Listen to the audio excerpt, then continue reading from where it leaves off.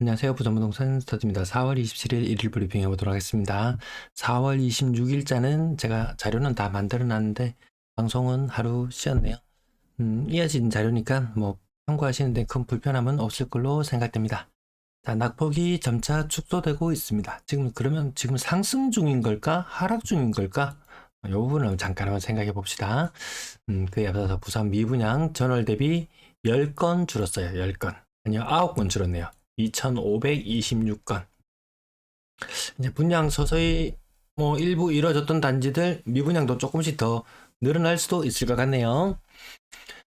매매 가격 지수 2011년 6월 7일자, 2011년 6월 7일자, 그 이후로 6월 28일자 0.33까지 올랐던 것이 점점 0.27, 0.21, 0.25 이런 식으로 점점 상승폭이 축소되고 있어요. 그럼 사람들은 이 시기에 뭐라고 이야기하나요?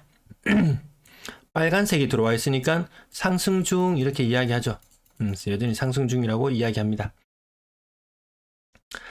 찐으로 이제 마이너스가 나타났을 때 이제 하락이다. 근데 이때 하면 좀 늦죠, 반응이.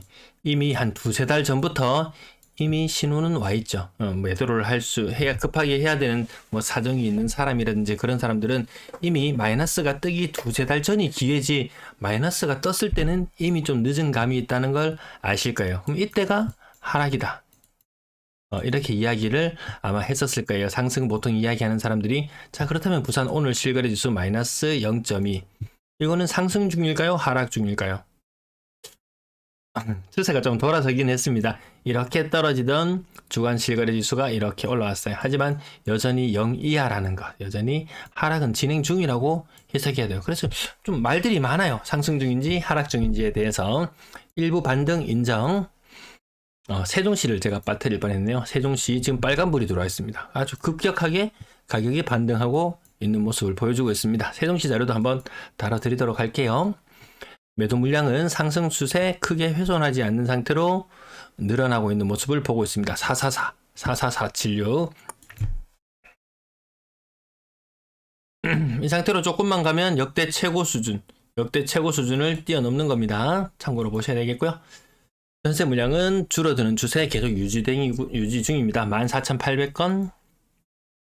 월세 물량도 계속 줄어들고 있는 모양새. 1,300건. 전체 임대 물량은 연초 대비 거의 한 5,000건 가까이 줄어들었어요. 많이 줄어들었습니다. 20%, 한 18% 정도 줄어들어 있는 상태. 오늘 99건의 거래량이 신고되었고요. 2,399건의 거래. 직거래 비율이 점점 낮아지고 있는 모양새. 시장을 통한 거래가 많아지고 있다는 부분까지 참고해 보시고 4월의 방송 현재 주간 단위로 전주에 한번 기염을 토했습니다. 네. 그리고 거래량 이번 주도 전주와 거의 뭐 맞먹는 정도 수준의 거래량이 나와주고 있습니다. 전주에는 한 24건 정도 좀 특수한 거래가 약간 끼어 있긴 합니다. 그래도 1203건의 거래량이면 전월에는 미치지 못하지만 전월보다는 거래량이 한 4, 5% 정도 줄어드나요? 네. 파박 튀는 현상, 거래량에서 제가 말씀드렸죠. 파박 튀는 현상까지는 보이지 않는다라는 부분. 약 일자별 거래량 지금 빨간색 흐름 살펴보시면은 이거 죄송합니다. 파란색의 흐름을 살펴보시면은 그 이전 달보다 거래량이 많은 날수들도 며칠 보이긴 합니다. 자, 이런 날수들이 점점 많아져야지 거래량이 폭발적으로 증가하는 모양새인데 뭔가 증가했다가 뭔가 좀 정체되는 느낌? 가격도 반등하다가 좀 정체되는 느낌? 반등하다가 지금 정체되는 느낌이죠. 이게 부산이 마이너스 28%요 정도의 느낌? 대구는 마이너스 30%의 느낌? 크게 변화가 없습니다. 여기서 멈춰 있어요. 근데 마이너스 30%의 질이 좀 달라집니다. 사람들이 점점 좋은 물건들만 점점 더 선호하는 현상. 아마 구축이거나 이런 것들은 가격이 더 많이 빠지기도 합니다. 반등한다 이야기 지겹도록 들으시죠. 지금 안 사면 큰일 날 것 같죠. 그 현상이 지금 3개월째 계속 이어지고 있어요. 3개월째 계속. 제가 마이너스 30% 오늘도 대충 한번 추려보겠습니다. 대형 평형은 좀 차치해두고요. 이거 40% 가까이 떨어지는 것도 보이기도 하네요. 일단 그래도 대형은 조금 있으니까 좀 제껴두고 대형 평형은 그래도 30% 좀 나타나기도 하고 국평 위주로만 보면 대충 뭐 정확합니다. 타지 롯데캐슬더 클래식 35% 정도의 저층, 1층이죠, 1층. 고층으로 올라가면 한 1억 정도 더 비싸집니다. 마이너스 한 25% 정도 하락하는 가액이 나타나겠죠, 아마. 대연 힐스테이트 부르지오 여전히 30%, 32%, 네, 저층입니다. 이렇게 되면 조금 비싸게 사는 느낌인 거예요. 조금 다급하면 비싸게 사지는 이런 일들이 좀 일어납니다. 센텀 비스타동은 35%, 고층. 요 정도면은 요즘 지금 시장 분위기에서는 뭐 무난하다. 요 정도로 봐지고요. 대연 SK뷰 힐스 마찬가지로 30%, 저층? 약간씩, 대구보다는 약간 더 부산 사람들이 약간 더 성미가 급한 느낌? 약간 더 비싸게 사는 느낌도 듭니다.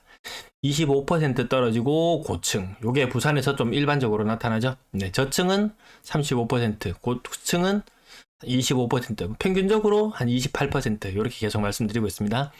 센텀 피스타동은 저층은 35% 정도 떨어졌고요. 나머지 아시아도 코롱하늘채 고층인데 한 35%. 요 정도면 무난한 거래. 이런 느낌. 대형 평형은 조금 지나가고요. 대형 평형 거래 부쩍 많죠. 비싼 아파트들. 광안자이 30% 정도. 요 국평은 아니었어요. 그 다음 서면 아이파크 1단지 한 25% 정도의 고층. 부산은 25%의 고층. 이런 느낌. 마이너스 30에서 25로 조금 반등한 느낌. 근데 이게 계속 지금 석 달째 계속 이 현상이 계속 지속되고 있습니다. 저층은 40%도 나타나기도 하고요. 만약 이 상태로 거래량이 줄어든다면 특례 보금자리론빨이 5월 말이 되면 말자 어떻게 쓰나요? 말자 5월 말이 되면 거의 끝나가는 분위기. 그렇게 갈 거예요. 그러면 또 시장은 거래량에 있어서 아주 우리 좀 예민하게 살펴볼 필요는 있습니다. 거래량이 줄어들게 되면 매물은 또 쌓이는 현상이 나타나거든요. 그러면 또다시 악순환이 반복될 수가 있다는 부분은 염두에 둘 필요가 있습니다. 마삼 그대로 일어납니다. 25에서 30% 계속 거래되는 모습. 25%의 고층, 25%의 고층, 25%의 고층. 이렇게도 보시고 가격별로 어느 동네 어느 정도 급이 되면 6억대, 어느 정도 급이 되면 뭐 5억대, 이런 식으로 살펴보시면 되겠고요. 대형 평형하게 차치해 두고 30%의 고층, 30%의 고층. 요 느낌 계속 이어집니다. 나머지 조금 더 건너뛸까요? 많이 떨어진 것만 비교를 해보면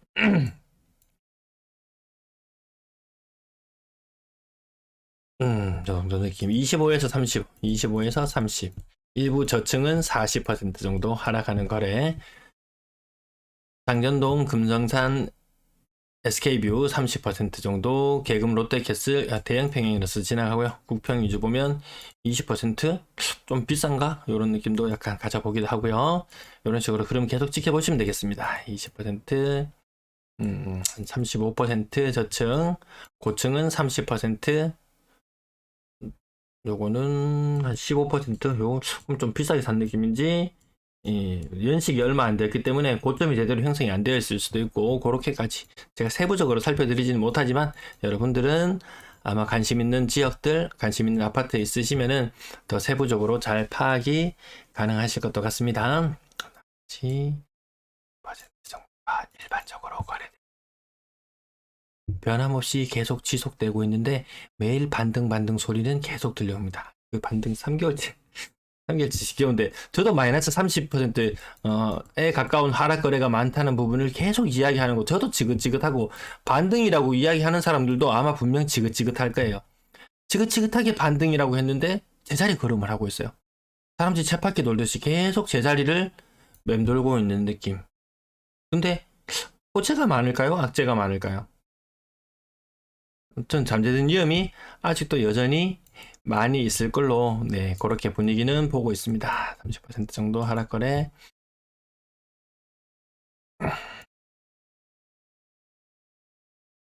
방송 사고 아닙니다. 지금 제가 암산으로 빠르게 계산하느라고 살짝 이런 현상이 있었습니다. 연단 거래 대금 살아나지 못하고 있고요. 3,000건 이하 빙하기는 지속되고 있다라는 부분. 2,400건 정도, 그 정도 거래량 수준까지 올라와 있네요. 대구에서는 요게 지금 3억 미만 비중이 한 50%까지 나오려고 하나? 요게 요런 것만 보면 한 2달 정도 시차 느껴지기도 하고, 오히려 부산의 반등이 대구보다 더 나은 느낌? 덜 떨어진 느낌? 가격이 비싸면 그것이 가장 큰 악재고, 가격이 싸지면 그것이 가장 큰 호재로 작용하는 것 같습니다.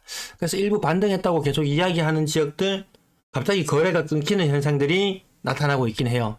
나 그 돈 주고는 못 사겠다. 내가 그럼 팍 떨어지는 거 봤는데, 그런 느낌으로 여전히 간보기 하시는 분도 계시고, 계속해서 뭐 반등했다가 여기서 계속 머무르고 있는데, 계속 여기하고 비교합니다. 그 이전. 저는 최고가하고 계속 비교해서 이렇게 말씀을 드리고, 또 반등을 또 위주로 보시는 분들은, 분명히 여기 만약에 예를 들어서 5억, 4억까지 떨어졌던 것이 5억으로 반등했어요.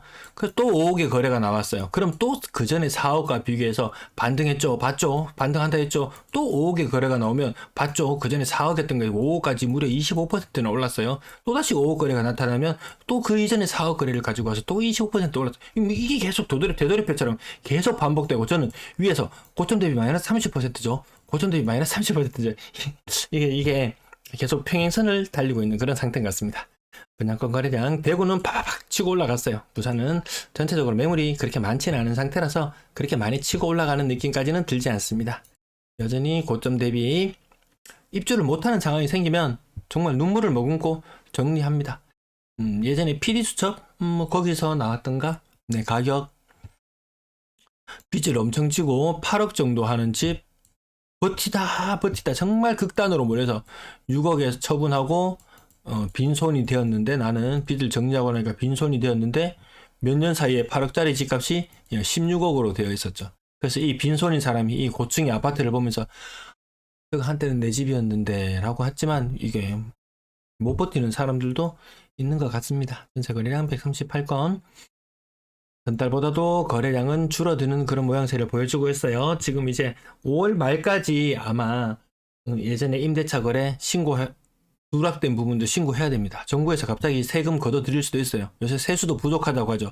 이런데 아주 나 신고하라 했지? 1년이나 유예해 줬지? 물론 임대차 3법을 무력화시키려는 그런 노력들도 보이긴 합니다. 임대차 3법을. 왜 나중에 임대차 3법이 집값 오르는 거 반등에 발목을 잡거든요. 전세 가격에 발목을 잡고 있는 것이 임대차 3법. 그 중에 하나니까, 뭐, 딴 거는 모르겠어요. 딴 거는 모르겠어도, 전월세 신고제만큼은, 이건 정말 꼭 했으면 좋겠어요. 그래야지, 통계를 사람들이 정확하게 보고, 시장을 정확하게 판단할 수 있을 거 아니에요. 이렇게 뒤늦게 지난 거래들이 많이 신고되는 그런 날들도 있어요. 자, 평균 전세 가격은 계속해서 떨어지고 있어요. 여기 올라가야 집값을 받친다고 하죠. 사람들이 얼마짜리 전세에 많이 사는지 보니까 3억 이하의 전세 사는 사람이 85%, 2억 이하의 전세에 사는 사람이 50%, 전세에 사는 사람의 50%는 2억 이하의 전세에 살고 있다. 뭐 사람들이 네가 돈이 없지 내가 돈이 없는 게 아니다. 다른 사람이 돈이 없는 게 아니다.